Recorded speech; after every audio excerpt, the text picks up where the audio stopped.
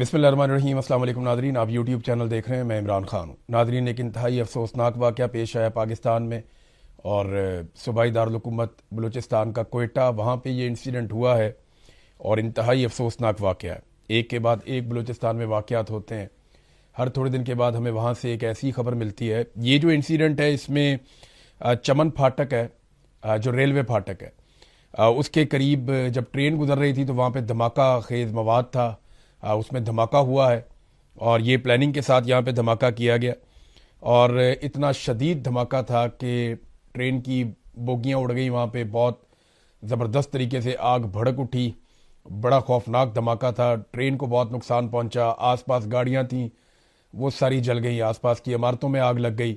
बल्कि अभी रिपोर्ट हो रहा है कि एक करीब फ्लैट था, उसके अंदर एक फैमिली है, वो फैमिली भी सारी शहीद हो गई। तो ये इतना शिद्दत वाला धमाका था और इसने हिलाकर रख दिया पूरे पाकिस्तान को। पाकिस्तान भर में इसकी मजम्मत की जा रही है। ये दहशतगर्द किसी रियायत के मुस्तहिक नहीं है। इनके ऊपर रियासती शिकंजा कसना चाहिए, इनके खिलाफ कार्रवाई करनी चाहिए, इनको निशाने इबरत बनाना चाहिए और जो लोग इसमें ज़िम्मेदार हैं और जिनकी सिक्योरिटी की जिम्मेदारी थी उनको भी निशाने इबरत बनाना चाहिए। बलूचिस्तान या कोयटा पाकिस्तान का वो इलाका है जहाँ पे सबसे ज़्यादा सिक्योरिटी के इकदाम किए गए हैं। अगर आपने वहाँ पे कहीं, ये हुकूमती लोग बता रहे थे कि अगर वहाँ पे मूव भी करना चाहते हैं या कहीं जाना चाहते हैं इंटरटेनमेंट के लिए भी, तो आपको वक्त से पहले बताना पड़ता है। एजेंसियां इतनी ज़्यादा मुतहर्रिक हैं, इसके बावजूद ये एक बहुत बड़ा इंटेलिजेंस फेलियर है। अब तक की जो इब्तदाई इतलात आई हैं उनके मुताबिक 26 इसमें अफराद जाँ बहक हो गए हैं, जबकि 70 के करीब बताया जा रहा है कि लोग ज़ख्मी हुए हैं और ये शदीद ज़ख्मी है। लेकिन कुछ हुकूमती ज़राए और सहाफ़ती ज़राए ये कह रहे हैं कि हम पे बहुत दबाव है, हम खुलकर इसकी रिपोर्टिंग नहीं कर पा रहे।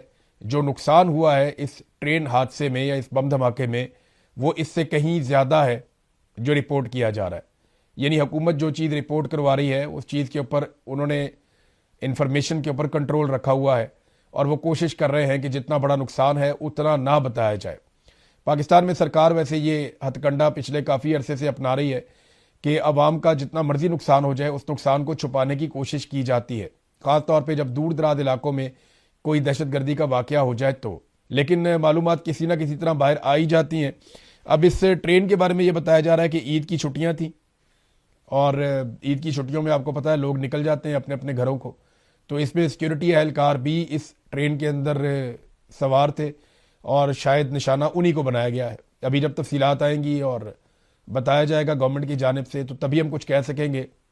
लेकिन बज़ाहिर जो ऐसा दिखाई दे रहा है कि ये क्योंकि ट्रेन ईद की छुट्टियों के लिए जा रही थी, तो बलूचिस्तान में जो अहलकार ड्यूटियां देते हैं उनमें से जिनको छुट्टी मिलती है वो ईद पे अपने अपने घरों में चले जाते हैं।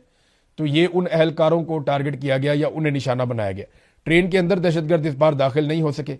लास्ट टाइम जाफर एक्सप्रेस के अंदर दाखिल हो गए थे, पूरी ट्रेन ही अगवा कर ली थी और बहुत लोग वहां पे शहीद हो गए थे। लेकिन इस मरतबा ट्रेन को एक फाटक के नज़दीक धमाके से उड़ाया गया है और ना सिर्फ बहुत जानी नुकसान हुआ, माली नुकसान हुआ, इससे बहुत दहशत फैल गई है पूरे बलूचिस्तान में, पाकिस्तान में, जो दहशतगर्दों का एक मेन मकसद होता है। इंटेलिजेंस एजेंसियां कहाँ थी, सबसे बड़ा सवाल यह है। हर थोड़े अरसे के बाद पाकिस्तान में एक बड़ा इंटेलिजेंस फेलियर होता है, बार बार एक इंटेलिजेंस फेलियर होता है। लेकिन इसके बावजूद आज तक पाकिस्तान में किसी भी इंटेलिजेंस ऑफिसर को, चाहे वो ISI से है, चाहे वो MI से है, चाहे वो IB से है, किसी भी इदारे से है, किसी भी इदारे के इंटेलिजेंस ऑफिसर को कभी अकाउंटेबल नहीं किया जाता। उनसे नहीं पूछा जाता कि बताओ भाई ये तुम्हें इतना बड़ा धमाका हो गया, पता क्यों नहीं चला, और ये इतना बड़ा फेलियर हो गया, इसके लिए जिम्मेदारी कबूल करो। तो पाकिस्तान में ऐसा नहीं किया जाता। दुनिया के मुअज़्ज़िब जो ममालिक हैं वहाँ पे इंटेलिजेंस अफसरान खुद ही इस्तीफ़े दे देते हैं कि हम अवाम की हिफाजत करने में नाकाम रहे। लेकिन पाकिस्तान में ऐसी कोई गुंजाइश नहीं है। उसकी बड़ी वजह यह है कि इन्हीं इंटेलिजेंस अफसरान को अपने सियासी मकासद के लिए जर्नैल इस्तेमाल करते हैं। यानी अगर पाकिस्तान की इंटेलिजेंस एजेंसीज की आप बात करें, चाहे ISI है, चाहे MI है, चाहे IB है या बाकी है, ये सारे आजकल एक ही काम करते हैं। इमरान खान को और उसकी आवाज़ उठाने वालों को कुचल दो, इमरान खान साहब की पार्टी को तोड़ दो, गिलगित बल्तिस्तान का इलेक्शन चोरी कर लो, बलूचिस्तान का इलेक्शन चोरी कर लो, आज़ाद कश्मीर का इलेक्शन चोरी कर लो। इलेक्शन चोरी करने हैं, अपनी मर्जी की हुकूमत बनानी है, मुखालिफ आवाज़ों को कुचलना है, मीडिया की आवाज़ बंद करनी है, जजों को कैसे कंट्रोल करना है, ان کی آڈیوز ویڈیوز کیسے نکالنی ہے، یہ وہ سارے کام کرتے ہیں جو سیاستدانوں کو کنٹرول کرنے کے لیے، میڈیا کو کنٹرول کرنے کے لیے، عدلیہ کو کنٹرول کرنے کے لیے، بیوروکریسی کو کنٹرول کرنے کے لیے جو کام کرنے پڑے، پاکستان کی انٹیلیجنس ایجنسیوں کی زیادہ توجہ ان چیزوں پر ہے، اور دہشت گردی کے معاملات اور دہشت گرد کیا کر رہے ہیں اس طرف صرف اس دن توجہ دی جاتی ہے جس دن دہشت گردی کا واقعہ ہوتا ہے، ورنہ اگلا واقعہ کبھی نہ ہو۔ یعنی واقعات کو روکا جا سکتا ہے، آپ انٹیلیجنس کے ذریعے سے آپ روک سکتے ہیں کسی واقعے کو ہونے سے پہلے، لیکن بڑے بڑے واقعات جو پاکستان میں لگاتار دہشت گردی کے ہو رہے ہیں وہ اس بات کا ثبوت ہے کہ دہشت گردی کنٹرول کرنے میں پاکستان کا انٹیلیجنس فیلئر ہو رہا ہے، اور انٹیلیجنس ایجنسیوں کی ناکامی کی سب سے بڑی وجہ یہ ہے کہ انہیں ان کے اصل کام سے ہٹا کر سیاستدانوں کے پیچھے لگا دیا گیا ہے، اور یہ ہمیشہ ڈکٹیٹرز کرتے رہے ہیں، اب بھی یہی ہو رہا ہے۔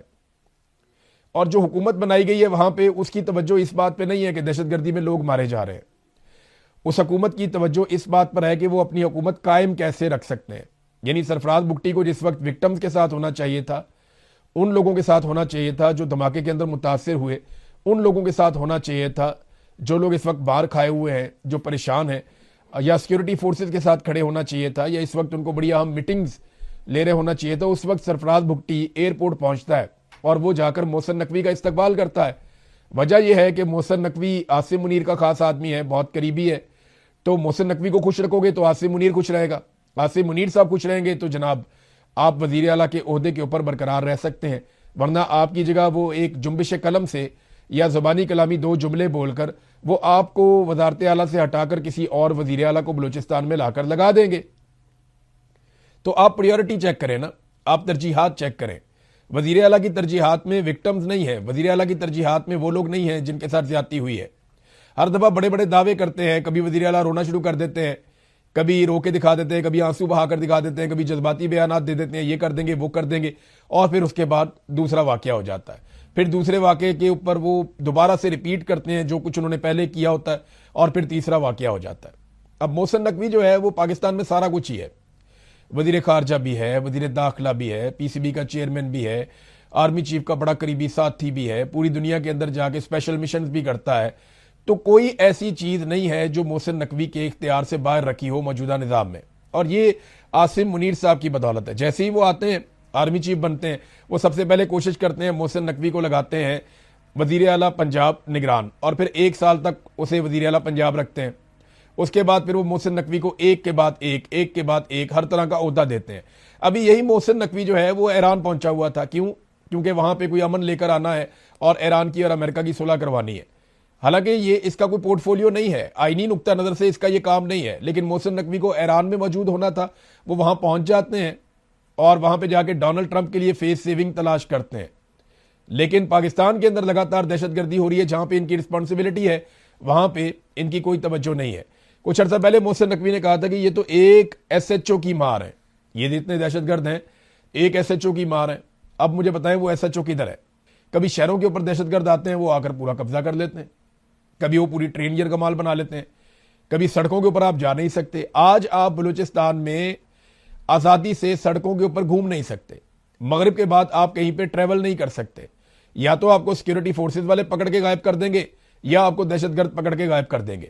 تو آپ کا کوئی مستقبل بلوچستان میں نہیں ہے۔ ہاں، بلوچستان میں اگر حفاظت ہے کسی چیز کی تو معدنیات کی ہے، اور معدنیات کو نکالنے والے ٹرکوں کی ہے، ان گاڑیوں کی حفاظت ہے جن پہ معدنیات پہنچائی جاتی ہیں، ان کنٹینرز کی حفاظت ہے، یعنی جن کو بڑی حفاظت کے اندر نکالا جاتا ہے کہ جناب اس کے اوپر معدنیات جا رہی ہیں ہمارے غیر ملکی آقاؤں کی، لہذا ان کو یہاں سے بالکل محفوظ طریقے سے نکالنا ہے۔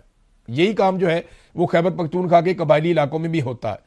بہرحال بگٹی صاحب نقوی کو گلے لگانے کے لیے، استقبال کرنے کے لیے ایئرپورٹ پہنچ گئے جس وقت انہیں ہونا چاہیے تھا متاثرین کے ساتھ۔ اب ناظرین، عاصم منیر صاحب جن کی پرائم رسپانسبلٹی ہے پاکستانیوں کی حفاظت کرنا، ایک تو یہ صوبائی سبجیکٹ ہے، لیکن اس کے ساتھ کیونکہ بلوچستان ایک ایسا صوبہ ہے جہاں پہ فوج پوری طرح سے کنٹرول رکھے ہوئے ہے، ہر جگہ پہ ان کی چوکیاں بنی ہوئی ہیں اور ہر جگہ پہ فوجی نظام نے کنٹرول کیا ہوا ہے امن و امان کے معاملات کو، تو رسپانسبلٹی تو پاکستان کے آرمی چیف کی بھی بنتی ہے۔ لیکن پاکستان کے آرمی چیف نے پوری دنیا میں رسپانسبلٹی لی ہوئی ہے کہ یہاں بھی میں جاؤں گا، وہاں بھی میں جاؤں گا، اس کو بھی میں ملوں گا، خارجہ پالیسی بھی میں بناؤں گا، داخلہ پالیسی بھی میں بناؤں گا، معیشت کی پالیسی بھی میں بناؤں گا، ملک پورا کیسے چلے گا میں بتاؤں گا، پوری دنیا میں تعلقات میں بناؤں گا۔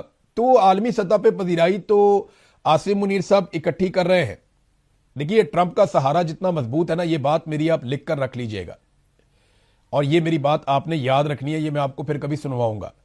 ڈونلڈ ٹرمپ کا سہارا جتنا مضبوط ہے نا, یہ اتنا ہی ناقابل اعتبار بھی ہے.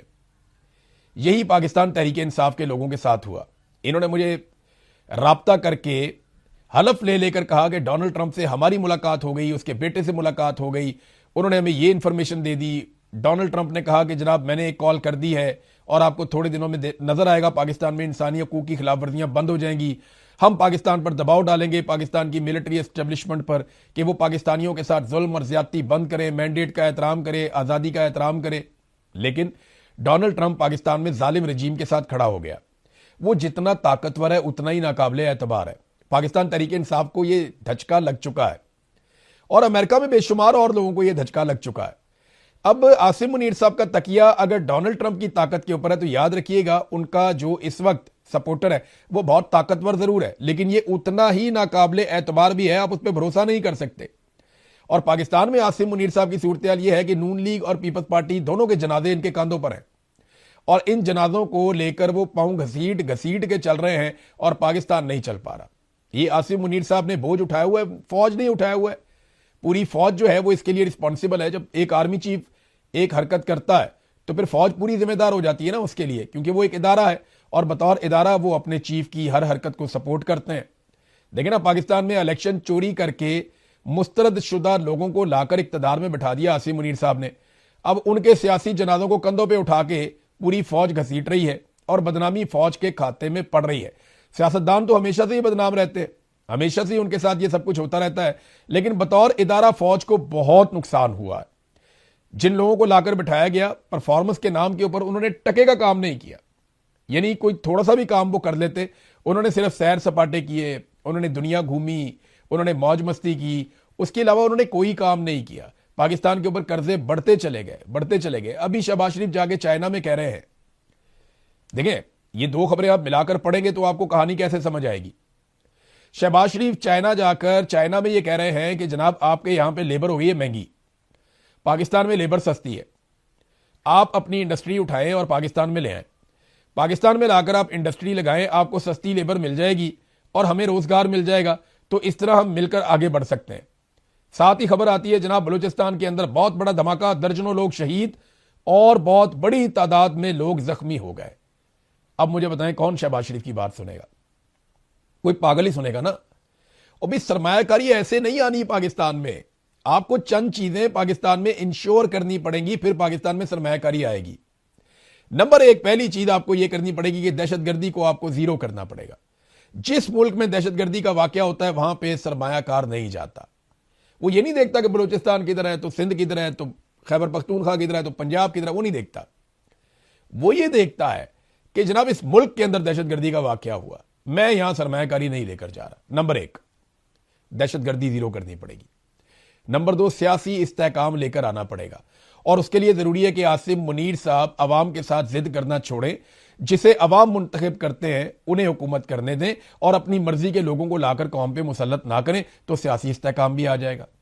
یہ ہوگی دو چیزیں, پھر آپ کے ملک میں سرمایہ کاری آ گئی. تیسرا, آپ کو ہر حال میں پاکستانیوں کے لیے آزادی اظہار رائے, آزاد عدلیہ اور امن و امان کے معاملات بہتر کرنے پڑیں گے. عدلیہ آزاد ہوگی تو لوگ آئیں گے نا پاکستان میں پیسہ لے کر. یعنی لوگوں کو اس بات کے اوپر اعتبار ہو جائے گا کہ اگر ہمیں کوئی لوٹ لیتا ہے, ہمارے ساتھ کوئی دو نمبری کرتا ہے, تو اس ملک کے اندر ایک عدالت بھی ہے جہاں پہ ہم جائیں گے تو ہمارے حق میں فیصلہ بھی آ جائے گا جب ہمارے ساتھ زیادتی ہوگی. اب پاکستان کی عدلیہ دنیا کے آخری نمبروں پہ چل رہی ہے, بدترین کارکردگی دکھا رہی ہے. جج بیچارے خود لیٹر لکھ کے انصاف مانگ رہے ہیں. تو مجھے بتائیں نا, پھر اس ملک کے اندر کیسے لوگ سرمایہ کاری لے کر آئے؟ میڈیا بالکل آزاد نہیں ہے, میڈیا کوئی بات ہی نہیں کر سکتا, کوئی چیز ہی نہیں کر سکتا, کچھ کہنا چاہے تو کہہ نہیں سکتا. بیچارے اشاروں کے اندر بات کرتے ہیں تو تب بھی اٹھائے جاتے ہیں. ابھی تو حالات یہ ہو گئے ہیں, بیچارے وہ لوگ جو پی ایم ایل این کو سپورٹ کرتے تھے یا پاکستان کی ملٹری اسٹیبلشمنٹ کو سپورٹ کرتے تھے جب پاکستان تحریک انصاف کو مار پڑتی تھی, وہ بھی لوگ بیچارے اب یہ کہنے پر مجبور ہو گئے ہیں. دیکھیں نا, ہر آدمی کی ایک لمٹ ہوتی ہے. میں انہیں برا نہیں کہتا, اگر وہ لوگ یہ کہتے ہیں کہ پاکستان تحریک انصاف کے دور میں زیادتیاں ہوئی ہیں تو بالکل ہوئی ہیں, ایسا نہیں ہے کہ نہیں ہوئی. बरी जिम्मा नहीं हो सकता कोई अपने दौर में की हुई ज्यादतियों से। लेकिन वो लोग जब खुश थे इस बात से कि पाकिस्तान तहरीक इंसाफ को मार पड़ रही है, तो उन्हें आइडिया नहीं था कि पाकिस्तान के इदारे बर्बाद हो रहे हैं। अब वो लोग भी सर पकड़ के बैठे हैं और वो ये कह रहे हैं कि जनाब पुलिस बेलगाम हो चुकी है, ब्यूरोक्रेसी बेलगाम हो चुकी है, और उनके पास कारकर्दगी दिखाने का सिर्फ एक ही तरीका है कि पीटीआई को मारो, बाकी अपने मफादात निकालो, अपने फायदे निकालो। कितने ही बंदे कत्ल कर दिए गए पंजाब में इस बुनियाद के ऊपर कि जनाब इनकी फलां से दुश्मनी है, उनकी फलां से दुश्मनी है। लोग पैसा देकर अपना मुखालिफ मरवा देते हैं, थोड़ा सा सामान पहुंचा के।